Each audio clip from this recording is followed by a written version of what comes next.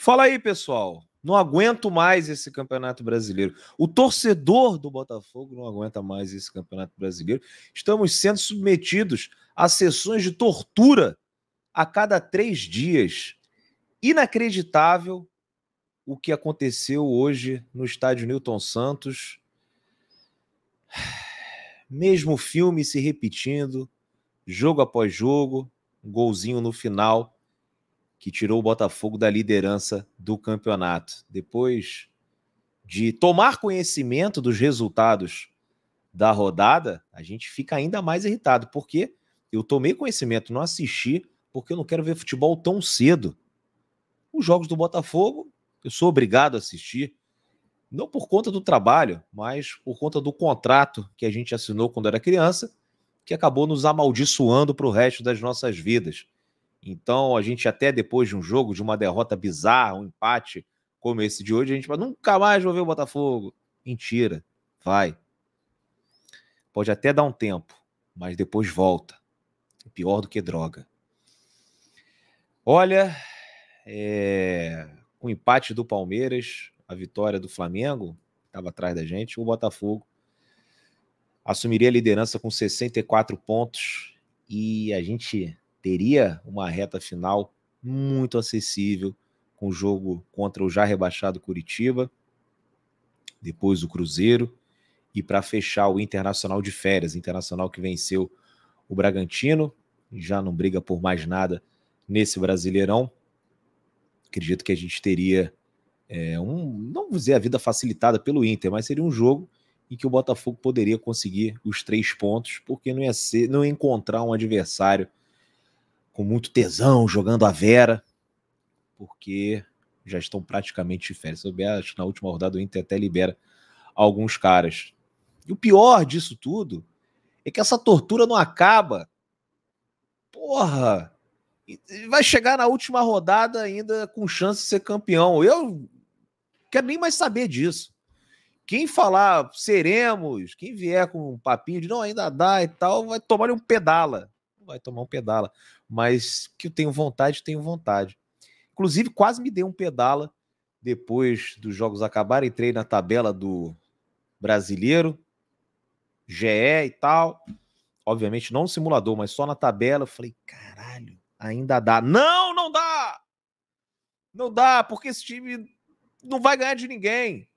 Até o final, conseguiu uma vitória aí, quem sabe, mas ganhar as 3 desse jeito, muito difícil, impossível. Então, assim, não tô trabalhando com título, esquece, já foi. Menos mal que o Palmeiras empatou o jogo de hoje, mesmo com um jogador a menos contra o Fortaleza, senão o enredo seria ainda pior. Imagina só como é que ia ser esse final de campeonato, com o desfecho de um rival sendo campeão. Pelo amor de Deus. Pelo amor de Deus. Ai, ai, ai.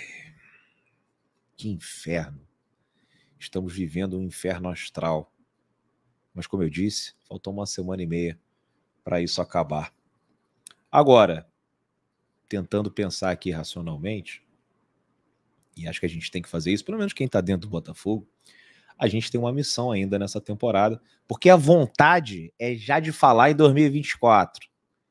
E, meu irmão, vai ter que falar de 2024. O Botafogo não vai acabar, o mundo não vai acabar. No ano que vem tem Carioca, tem Copa do Brasil, tem Libertadores, tem Brasileirão. O Botafogo vai entrar em campo, vai jogar, a gente vai disputar e a gente vai ter que falar de 2024. 2024 vai estar todo mundo de volta aí. Hoje tá, galera, tá puta, mas 2024 volta todo mundo. Ou quase todo mundo. Só que antes de pensar em 2024, a gente ainda tem uma missão, que é conseguir a classificação direta para a fase de grupos da Libertadores. Não tem que jogar ainda um mata-mata ali, que é perigoso. Fortaleza nessa temporada foi eliminado. Então, pensando na grana, pensando na visibilidade que os patrocinadores vão ter, nos jogadores que a gente pode atrair, é fundamental que o Botafogo se classifique para a fase de grupos da Copa Libertadores de forma direta. Vai ajudar muito no planejamento para 2024. É um saco ter que falar disso. O Botafogo conseguiu, com 4 rodadas de antecedência, se classificar ninguém comemorou. Botafogo chegou aos 62 pontos, maior pontuação da nossa história no Campeonato Brasileiro de Pontos Corridos. Também ninguém comemorou e nem tem que comemorar. Afinal, estamos há mais de um mês sem vencer no Campeonato Brasileiro e estamos também há mais de 3 meses sem ganhar no estádio Newton Santos. Uma vergonha. Uma vergonha. Vamos lá, falar sobre esse jogo de hoje. Acho que todo mundo queria uma mudança. Estava pedindo ali uma mudança estrutural, formação.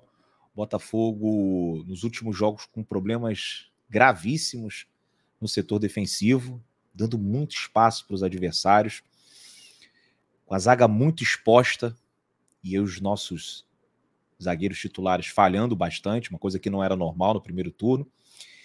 E o Thiago Nunes optou por entrar com 3 zagueiros. Acho que se ele tivesse chegado aqui em 2024, muito provavelmente não seria a primeira formação dele. Vamos começar aqui desse jeito. Acho que não faria isso. Mas pensando na reta final, pensando em tudo que está acontecendo no Botafogo, queda de rendimento técnica e mental, eu acho que essa é a formação para o restante da temporada. O Santos teve poucas oportunidades. Hoje eu senti um Botafogo mais seguro, deixando menos espaços para o adversário. Sempre que a gente perdia a bola, antigamente era um Deus nos acuda. Antigamente não, até a última rodada era um Deus nos acuda. E dessa vez, com a entrada do Gabriel Pires, Danilo Barbosa, Tietê também fez uma boa partida jogando no lado direito. Acho que a saída do Di Plácido, né? Depois a gente vai falar da entrada do Di Plácido também. Acho que deixou o time mais seguro, menos exposto, e o Botafogo fazia uma atuação tranquila. O Santos está brigando contra o rebaixamento, mas ofensivamente não é um time bobo. Soteldo é muito bom jogador, Marcos Leonardo, um dos melhores atacantes do futebol brasileiro, e eles quase não tiveram oportunidade. Partidaça do Danilo Barbosa, muita entrega, foi premiado com um gol, podia ter feito mais um pelo menos no segundo tempo, um lance que ele faz o giro e acaba finalizando em cima do goleiro João Paulo, mas acho que é o nome que a torcida do Botafogo vinha pedindo para entrar nesse time titular. Ele que era titular, vinha fazendo também um bom início de Campeonato Brasileiro, mas acaba se lesionando, e aí o Marlon toma conta da posição. Mas hoje acho que o Danilo é incontestável nesse time, seja como volante ou jogando como um zagueiro pela direita. Uma pena que tomou o terceiro cartão amarelo e está suspenso da próxima partida. Vamos ter problemas, mas tivemos outros jogadores para a gente poder elogiar, no caso o Vitor Sá, impressionante, como nessa reta final, com vários caras caindo de rendimento, jogadores que eram até mais queridos pela torcida. O Vitor Sá é o destaque dessa fase horrível do Botafogo, tanto ofensivamente quanto defensivamente. Não à toa, acaba as partidas sempre esgotado, e hoje teve que ser substituído. Pires, acho que deixou o meio-campo mais combativo, um cara que desarma, além de tudo, tem um bom passe. Às vezes o torcedor pega muito no pé dele, porque ele comete alguns erros, mas ele comete porque ele arrisca, e às vezes dessa jogada mais difícil pode sair um lance de perigo. Pires foi muito bem. Tietê, tem que falar do Tietê. Qualquer posição você coloca e ele vai render, um dos poucos caras que a gente pode livrar dessa vergonha. Dessa vergonha, quando eu falo vergonha, não falo nem especificamente desse jogo. Falo da sequência. Porque esse jogo, acho que nem foi tão ruim. Cai muito com a entrada dos reservas. O Botafogo hoje parece que tem ali uns 12, 13 caras no elenco que você pode contar. Só que hoje em dia a dinâmica do futebol com 5 mudanças acabou mudando, né? Alterando a dinâmica do jogo. Você vê o seu adversário fazendo substituições, colocando jogadores mais frescos. Você também tem que colocar, e nisso o Botafogo acaba perdendo muito. Muito ruim a atuação do nosso centroavante Chiquinho Soares. Perdeu umas 3 bolas, você vê que assim, não é uma questão apenas técnica, de cansaço e tal. O mental abalando muito, o jogador que foi o melhor do primeiro turno do Campeonato Brasileiro, mas hoje foi uma partida para esquecer. Diego Costa fez muita falta. Já no início da tarde, quando chegou a notícia que o Diego tinha sentido dores musculares e não ia poder jogar, eu senti, falei, porra, hoje, nem que fosse para entrar no segundo tempo, o Diego poderia ter sido ali um jogador para dar uma segurada no ataque, um cara que provavelmente, se aquela bola do Júnior Santos sobra para o Diego, né, aquela bola ali quase na marca do pênalti, o Diego acho que colocaria para dentro, mas enfim, passou esse negócio do se, já foi a tentar recuperar o jogador para o jogo de quarta-feira contra o Curitiba, mas uma nota legal, mesmo o Tiquinho numa situação, né, ali complicada e errando muito, o torcedor chegou junto e apoiou, cara. E às vezes a gente vê umas loucuras, vê e lê, né, umas loucuras no chat da live, no Twitter, mas na arquibancada é diferente.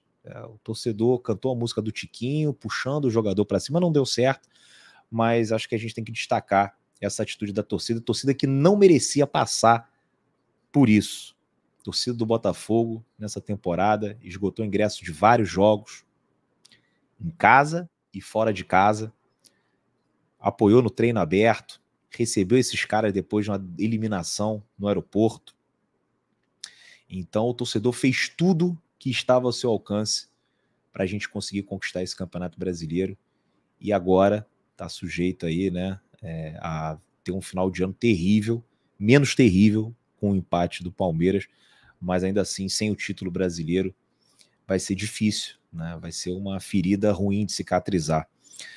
Mas falando sobre o segundo tempo do jogo, acho que continuou mais ou menos a mesma coisa. O Botafogo podia ter marcado pelo menos umas 2 ou 3 oportunidades, não marcou, teve um lance que tirou a bola em cima da linha, o chute do Danilo, já falei, a bola que sobrou no pé do Júnior Santos, mas a gente viu muito pouco do Santos.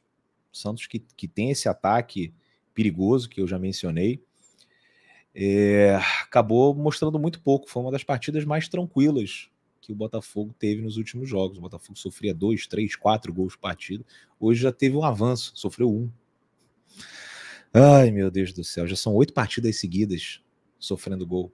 A última vez que o Botafogo saiu sem sofrer gol foi contra o Fluminense, aquele 2-0. Mas o time caiu muito com as substituições, e aí eu nem sei se a gente pode culpar o Thiago, porque, na minha visão, os jogadores estavam exaustos. O Vitor Sá dificilmente consegue, pela entrega, jogar os 90 minutos. O Gabriel Pires, a gente sabe das condições físicas dele também, não são ideais. No final já estava esgotado. O Júnior Santos também já estava muito cansado. Então eu entendo o técnico ter que fazer algumas alterações, e fez as alterações que os caras que entraram não conseguiram manter o padrão. Pelo contrário, caiu bastante. Bastos e Segovinha talvez tenha sido a escolha mais infeliz do Thiago. Não sei por que não o Sampaio em vez do Bastos, mas tudo bem. Não sei por que qualquer um no lugar do Segovinha. Segovinha e Bastos, que estão muito ligados no gol de empate do Santos, aos 44 do segundo tempo. Um lance que começa numa falta do Segovinha, e depois, até para mim, até lembrou um pouco aquele gol que eles tomam do Bragantino. Não dá para dar tanta liberdade para o jogador adversário na linha de fundo. Ele vai cruzar com espaço, né, com mais tranquilidade, vai botar na cabeça do adversário. A gente toma um gol parecido. No contra o Bragantino foi nas costas do Cuesta, e dessa vez foi nas costas do Bastos. Bastos nem conseguiu pular.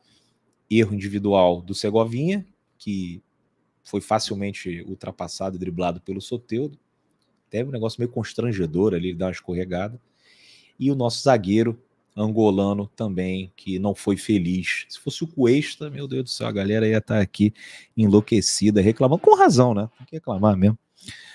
Mas o final foi bem triste. até imaginei que com um empate ou uma derrota a torcida pudesse promover algum quebra-quebra. Graças a Deus não aconteceu nada, mas o semblante das pessoas assim, me deixou até um pouco mexido com essa situação. Acho que para muita gente hoje a ficha caiu, que esse time não vai ter forças, porque matematicamente dá, mas o time não vai ter forças para conseguir buscar esse título. E você via muita gente saindo cabisbaixa, alguns chorando. Tinha uma galera também irritada, xingando o jogador, xingando a direção. Acho que vale tudo nessa hora, desde que não tenha nenhuma agressão, não tenha nenhum vandalismo. Mas é muito triste estar passando por isso. Não imaginava. Hoje, para muitos botafoguenses, poderia até ser o jogo do título. E foi mais uma noite, uma tarde melancólica no estádio Newton Santos. Vai ser difícil recuperar e trazer de volta esse pessoal. Mas ele vai voltar, eles vão voltar no ano que vem. E que o Botafogo esteja também pensando já em 2024 e vendo o que dá para manter, o que não dá, né, onde que precisa reforçar, porque se não tiver um investimento maior, né, o Botafogo com outro olhar para o mercado, diferentemente desse última janela de transferências, né, que o Botafogo trouxe ali jogadores muito jovens, ninguém para resolver, o Diego Hernandes que não entra, o Matheus Ponte que nem é relacionado. Falando em Matheus Ponte, de Plácido, quem foi que, quando ele entrou, não pensou, vamos tomar um gol por ali? É sempre assim. Ele entra, o adversário começa a atacar pela direita da nossa defesa. Não aguento mais de Plácido. Fiquei feliz quando foi barrado, quando ele entrou, eu temi pelo pior. Mas vamos lá. Quarta-feira, pelo menos a torcida do Cruzeiro e a do Curitiba nos pouparam de uma viagem. E a gente vai assistir de casa, jogo com portões fechados. Depois tem Cruzeiro, depois tem Internacional. E eu só quero que esse time consiga garantir o mínimo, que é uma vaga direta na fase de grupos da Libertadores. E resto, não espero mais nada. Vamos que vamos. E a gente vai se falando ao longo dessa semana. Tamo junto aí, rapaziada. Um grande abraço.